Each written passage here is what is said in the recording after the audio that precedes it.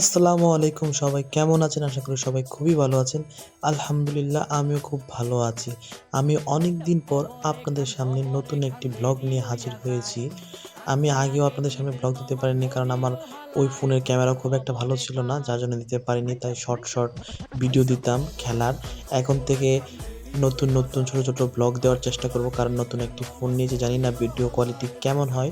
তবুও রেগুলার দিতে চেষ্টা করব বাকিটা। তো এই যে দেখেন, আপনাদের সাথে কথা বলতে চলে আসছি কুরবানির হাটে। 2026 কুরবানির গরুর হাট আমাদের এলাকায় বসেছে। তো আমাদের নিজেদের জন্য কুরবানির গরু কিনতে যাচ্ছি হাটে। ইতিমধ্যে চলে আসছি হাটে, আমাদের দেখা শুরু হয়ে গেছে। মাঠটা বিশাল বড়। আমাদের সাথে কয়েকজন মুরব্বি আসছে, তারাই মূলত ডিসাইড করবে কোনটা কোরবানির জন্য কিনবে। কারণ যেহেতু আমরা কয়েকজন মিলে কোরবানি দিচ্ছি, তো সেই জন্য আমরা মানে মুরব্বিদেরকেই বেশি প্রাধান্য দিয়ে থাকি। তারা ভালো গরু চিনে কোনটা ভালো হবে, কোনটা নিজেদের যে বাজেট আছে সেই বাজেটের সাথে যাবে, আমরা সেগুলোই দেখছিলাম। তো কোরবানির হাট অনেক সুন্দর আমরা গরু ইতিমধ্যে দেখে ফেলছি। তো এই যে দেখেন, আকাশের অবস্থা খুব একটা ভালো না। মেঘ খুব খেলা করতেছে আকাশে। মেঘ যেন এদিক থেকে ওদিক যাচ্ছে।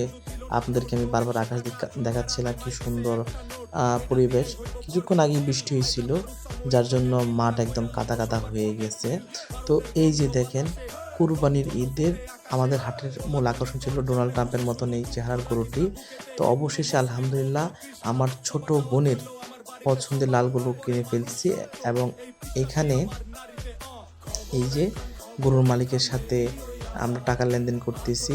আমরা বাজারে রওনা রসিদ কেটে এখন একটা খোলা স্থানে এসে গরুটাকে বেঁধে এখন আমরা টাকা গুনতেছি, তাকে বুঝিয়ে দেবো, গরুর মালিককে বুঝিয়ে দেবো। এই যে দেখেন আমাদের লাল গরু, আমার ছোট বোনের পছন্দের লাল গরু।